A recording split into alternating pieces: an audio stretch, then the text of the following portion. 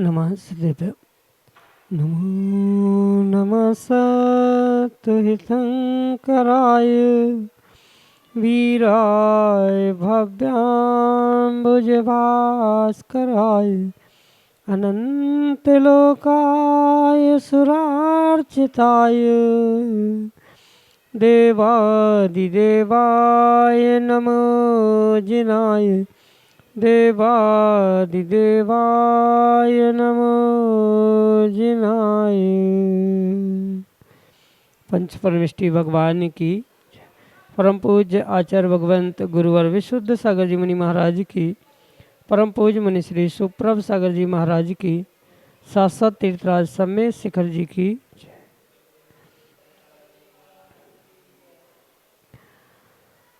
वह अरिहंत भगवंत जो प्राणी मात्र के कल्याण के लिए कारण हैं, और ऐसे उन अरिहंत की वाणी को हम सभी सम्यक समाधान के रूप में निर्ग्रंथ गुरु के मुखारविंद से प्राप्त कर रहे हैं।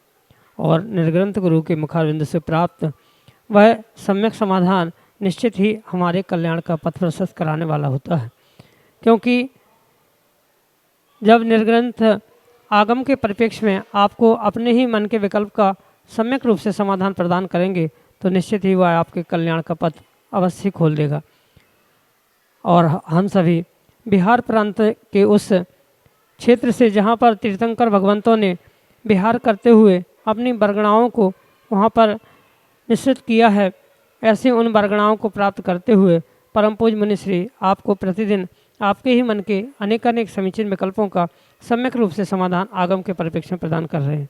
और वही सम्यक समाधान निश्चित ही आपके कल्याण का पथ दिखलाएगा ही दिखलाएगा।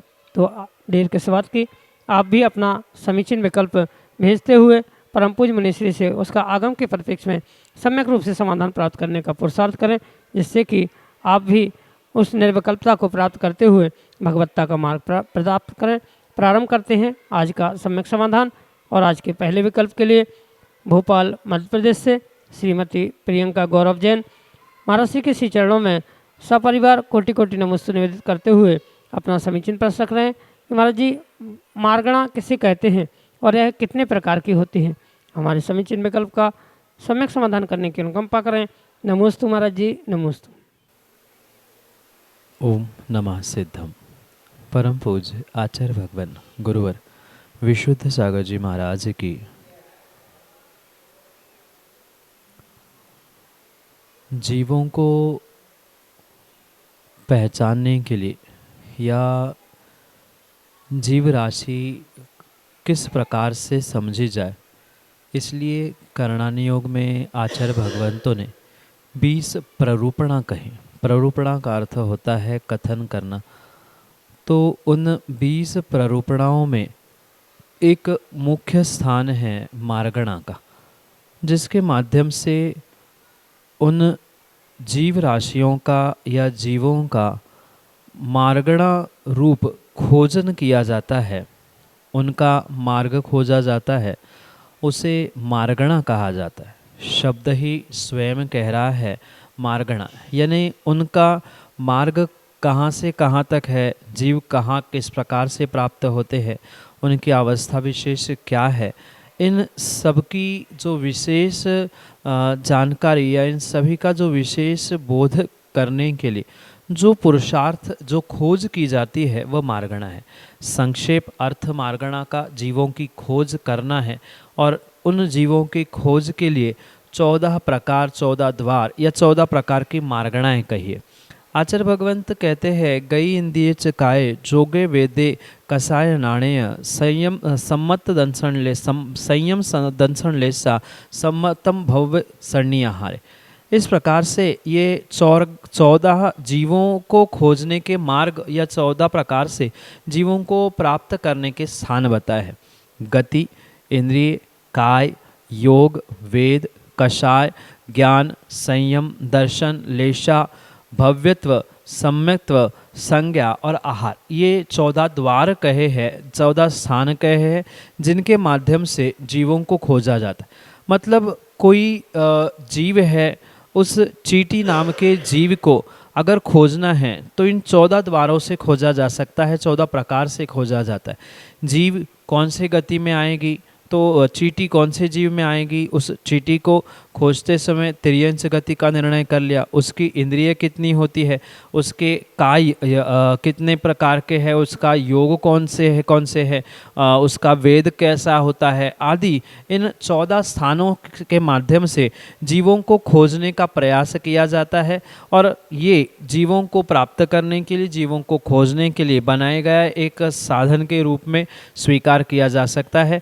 इसके ये 14 ही भेद होते हैं जो जीवों को समझने के लिए उनके गमन मार्ग का गमन, यानी कहाँ से कहाँ गमन कर रहे हैं, कहाँ वे उपलब्ध होते हैं, प्राप्त होते हैं आदि समझने के लिए इनकी आवश्यकता हुआ करती है। विस्तार से कर्णानियों के ग्रंथों में एक एक का वर्णन किया गया है कि 4 गतियाँ है, 5 इंद्रियाँ है, तो सबके कितने और भेद करते हुए उनको कैसा खोजा जा सकता है। जो 24 ठाणा नाम का ग्रंथ भी प्राप्त होता है, इन 24 स्थानों के माध्यम से इन गुणस्थान, साथ में मार्गण स्थान आदि आदि की अपेक्षा से इन सबका विस्तार से वर्णन कर्णानियों ग्रंथों में हम प्राप्त कर सकते हैं। यही आपके लिए सम्यक समाधान। श्रीमती मंजू सेठी, औरंगाबाद बिहार से अगले समीचीन विकल्प के लिए। महाराज जी नमोस्तु, महाराज जी नमोस्तु, महाराज जी। महाराज जी, हम लोगों को गुरु के प्रति समर्पण किस तरह करना चाहिए, कैसे हम करें समर्पण कि हम हमको भी हमारे भाव समर्पण के बने। हर शिष्य का अपने गुरु के प्रति समर्पण होना परम आवश्यक नहीं अपितु अनिवार्य है, क्योंकि गुरु शिष्य परंपरा या गुरु शिष्य का ये संबंध तभी जीवंत और जयवंत रह सकता है जब कभी शिष्य का गुरु के प्रति विशेष समर्पण, त्याग, तपस्या रूप हुआ करता है।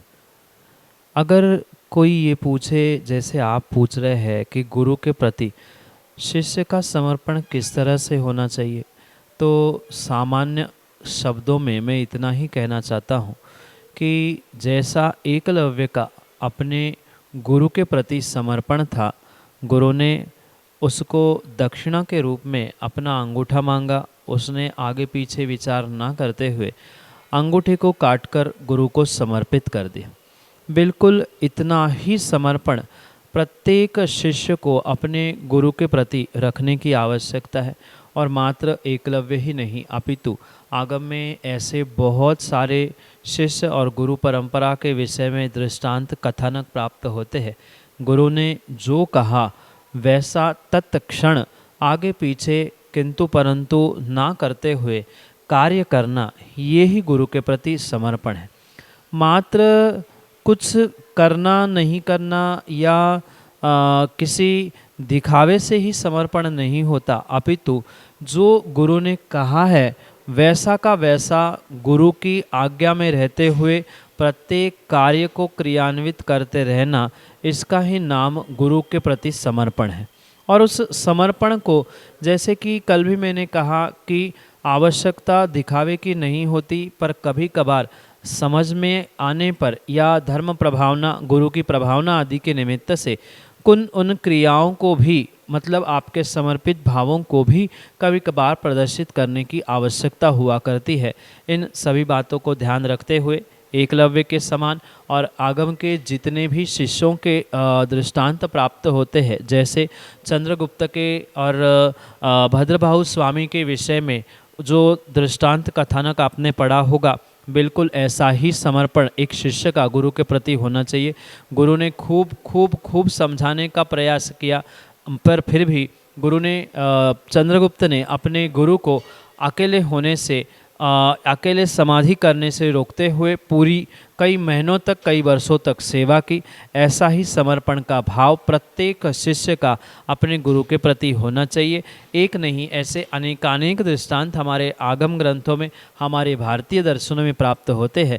उन दृश्यों को, उन कथानकों को पुनः पुनः समझते हुए आप अपने उस समर्पण भाव को गुरु के प्रति प्राप्त करें और उसका पूर्ण रूप से अपने जीवन में स्वीकार करते हुए गुरु और शिष्य के इस श्रद्धेय संबंध को जीवंत और जयवंत करने का प्रयास करें। यही आपके लिए सम्यक समाधान। श्रीमती प्रेमलता जैन, औरंगाबाद बिहार से अगले समीचीन विकल्प के लिए हमारे सामने। नमोस्तु महाराज जी, नमोस्तु महाराज जी, नमोस्तु महाराज जी। किसी के प्रति बुरा विचार क्यों आते हैं? ये ऐसे बुरे विचार कर्मों से या उनके निमित्त से आते हैं? माँ, ये तो स्वाभाविक सी बात है कि व्यक्ति के जीवन में कभी अच्छे विचार आते हैं, कभी बुरे विचार आते हैं, और इन अच्छे बुरे विचारों के लिए जो निमित्त होते हैं, उन अनेक प्रकार के निमित्तों को वहाँ समझने की आवश्यकता है। क्योंकि अंतरंग में भी निमित्त, बहिरंग में भी निमित्त की प्राप्ति होती है। जैसे अंतरंग बहिरंग निमित्त होते हैं, जीव के भाव, जीव के विचार भी तदनुकूल होते हुए देखने में आते हैं। कभी कभार जीव की मनस्थिति परिस्थिति तय करती है, तो कभी कभार परिस्थिति के कारण से होने वाले जीव के भाव, जीव की मनस्थिति भी बदलते हुए देखने में आती। इसलिए सर्वथा कर्म को ही दोष देने से काम नहीं बनेगा कि कर्म उदय में आ ही रहे हैं तो हमारे विचार बुरे ही होते रहेंगे, जब कर्म बदल जाएंगे तब हमारे भाव बदल जाएंगे, तो ये कहना भी उचित नहीं है सर्वथा। क्योंकि पुरुषार्थ करते हुए जीव कर्मोदय को भी बदल सकता है, अपने विचारों को भी बदल सकता है। कथनचित जो जीव के ये भाव हो रहे हैं वह कर्माधीन हो सकते हैं, पर सर्वथा कर्माधीन नहीं है। कुछ अंशों में सामने वाले निमित्तों पर भी ये अधीन हो सकते हैं। क्योंकि कई बार ऐसा भी होते हुए देखने में आता है कि व्यक्ति बहुत अच्छा सोचकर, बहुत अच्छे विचार लेकर, बहुत अच्छा कार्य करने के लिए उद्यत होता है, पर उतने में ही सामने ऐसा निमित्त उपलब्ध होता है जिस कारण से व्यक्ति के भाव बिगड़ जाते हैं, उसके विचार बदल जाते हैं। तो ऐसे स्थिति में उन निमित्तों की भी वहाँ प्रभावशाली वर्गणाएं कार्यकारी हो रही थी, जिस कारण से व्यक्ति के या आप किसी के भाव बिगड़ते हुए देखने में आ रहे हैं। जिसके शक्त्यांश अधिक होते हैं वैसा ही कार्य होता है। सामने वाला व्यक्ति बुरे विचारों से भरा हुआ है, उसका प्रत्येक कार्य दूसरे को दुख कष्ट देने रूप है, तो ऐसे निमित्त मिलने पर, ऐसे व्यक्ति मिलने पर स्वाभाविक रूप से सामने वाले व्यक्ति के भी भाव बदल सकते हैं, बिगड़ सकते हैं। जैसे कोई हिंस्र कसाई जीव है तो उसके पास पहुंचकर उस कसाई जन्य या हिंस्र जन्य ही भाव होते हैं, देखने में भी आता है।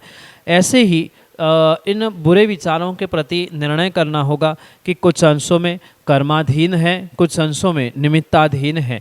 कब कर्म भारी होते हैं, कभी निमित्त हावी होते हैं, तो इनका जैसा स्थिति परिस्थिति का निर्णय किया जाएगा वैसा ही उन भावों के विषय में स्पष्टीकरण किया जा सकता है। इसलिए ये ध्यान रखें कि मात्र कर्मों के ही कारण से नहीं, मात्र सामने वाले व्यक्ति के निमित्त से ही नहीं, अपितु कभी दोनों के तालमेल से, कभी दोनों में से किसी के एक के हावी होने पर इन क्रियाओं को होते हुए देखने में आता है।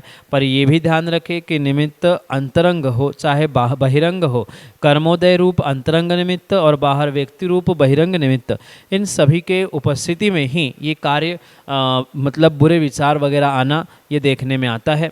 यही आपके लिए सम्यक समाधान। औरंगाबाद बिहार से गुणमाला जैन अगले समीचीन विकल्प के लिए। नमोस्तु गुरुदेव, नमोस्तु गुरुदेव, नमोस्तु गुरुदेव।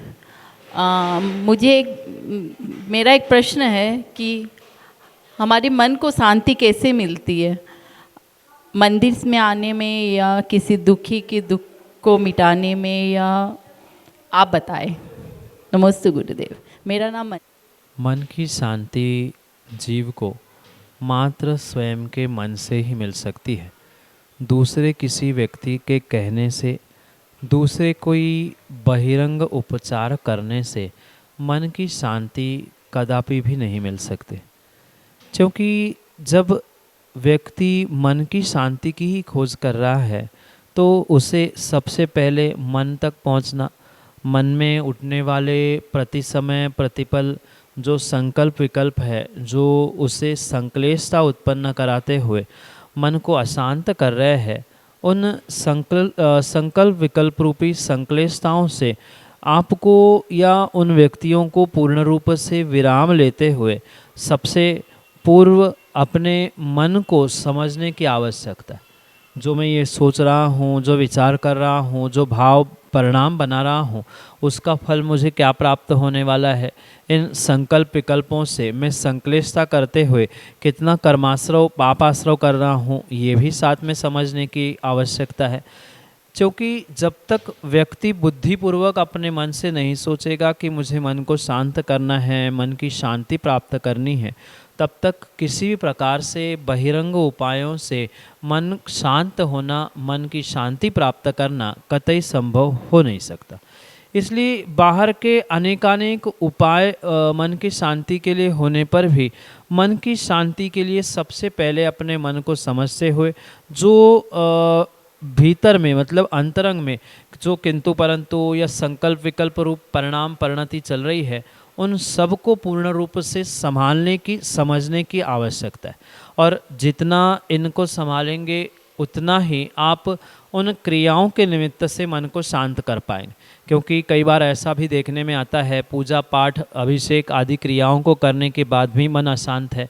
जीवों पे प्रति दया भाव करने से, दूसरों को सुखी बनाने के उपचार करने पर भी जीव अपने मन को दुखी प्राप्त करता है। क्योंकि कहीं ना कहीं मन में जो एक संकल्प विकल्प बैठे हैं कि मैंने किसी के लिए दया भाव रखा है, किसी के कल्याण की भावना रखी है, तो कहीं ना कहीं उसके बदले में उसका रिटर्न रूप मुझे कुछ चाहिए। किसी ने मुझे मान सम्मान नहीं दिया, किसी ने प्रशंसा नहीं की, ये अगर संकल्प विकल्प करते हुए पूजा पाठ दान दया धर्म आदि किया जा रहा है, तो वह किसी प्रकार से फलीभूत हो नहीं सकता मन की शांति के लिए। इसलिए मन की शांति के लिए सबसे पहले अपने मन को समझे। मन किन कारणों से अशांत है, उन कारणों को समझते हुए उन कारणों से दूर होने का प्रयास करें, जिसके निमित्त से चाहे आप पूजा पाठ अभिषेक करें, चाहे दया दान त्याग आदि अन्य भी कोई धार्मिक कार्य क्यों ना करें, वहाँ पर आप अपने मन को शांत करते हुए या अपने मन को शांति प्रदान करते हुए देखने में आ सकते हैं। अन्यथा किसी प्रकार से बहिरंग क्रियाओं से बहिरंग उपायों से मन शांत हो, ये भावना करना या ऐसा सोचना मात्र उचित हो नहीं सकता। इसलिए बाहर की क्रिया अपनी जगह पर है, जिससे आपके भाव बन रहे हैं। मतलब कभी कभार किन्हीं जीवों को दान देने से या उन पर दया करने से भाव अच्छे हो सकते हैं, संकल्प विकल्प से दूर हो सकते हैं, तो वहाँ पर मन की शांति हो सकती है। कभी कभार पूजा पाठ करने से, गुरु को दान देने से, गुरु के समीप पहुँचने से अगर विशुद्धि बन रही है, तो स्वाभाविक सी बात है उससे हम मन को शांत करें। इसलिए परिस्थिति को देखते हुए ये निर्णय करना होगा कि मन को शांत हम किन कारणों से किस प्रकार से करें, और उन निमित्तों को प्राप्त करते हुए वैसा स्वयं के साथ व्यवहार करते हुए आप संकल्प विकल्पों से बचते हुए पुण्य प्राप्ति का और मन को शांत करने का पुरुषार्थ करें। यही आपके लिए सम्यक समाधान। औरंगाबाद बिहार से शालिनी जैन अगले समीचीन में कल। नमोस्तु महाराज जी, मेरा ये प्रश्न है कि ऐसे कौन से आचार्य जिन्होंने पुष्प खत्म होने पर चावल को पुष्प पूजा में चावल को पुष्प बनाने की रचना की।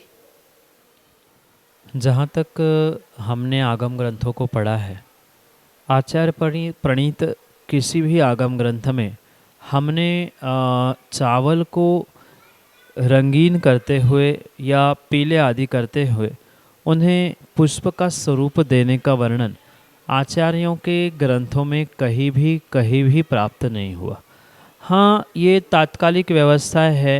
व्यक्तियों ने जीवों ने ये समझा कि उन सचित द्रव्यों तक पहुंचना या उनकी उत्कृष्टता से प्राप्ति होना संभव नहीं है। भिन्न भिन्न क्षेत्रीय परंपरा आदि के माध्यम से ये वर्तमान की जो द्रव्य परिवर्तित करने की व्यवस्था देखने में आ रही है, ये मात्र तात्कालिक व्यवस्था है। चाहे चावल को पीला करते हुए पुष्प कहना हो, चटक को नैवेद्य कहना हो, चटक को पीला करते हुए दीप कहना हो, ये सभी उपचार से होने वाले कार्य है। और उपचार से होने वाले कार्य होने के कारण से ये मात्र तात्कालिक वर्तमान में ही घटित होते हुए देखने में आने वाली व्यवस्था है। अन्य किसी प्रकार से आगम प्रणीत ग्रंथों में ऐसा हमारे पढ़ने में नहीं आया कि किन्हीं आचार्य भगवंतों ने ऐसा उपदेश दिया कि पूजन के समय में पुष्प की जगह पीले चावल, चटक की जगह पीले नारियल के टुकड़े आदि कहीं भी व्यवस्था हमारे अभी तक पढ़ने में नहीं आई है। सामान्य रूप से ये तात्कालिक व्यवस्था जो बनाई गई है ये तात्कालिक ही समझे, इसे त्रैकालिक आगम प्रणीत रूप नहीं है। यही आपके लिए सम्यक समाधान।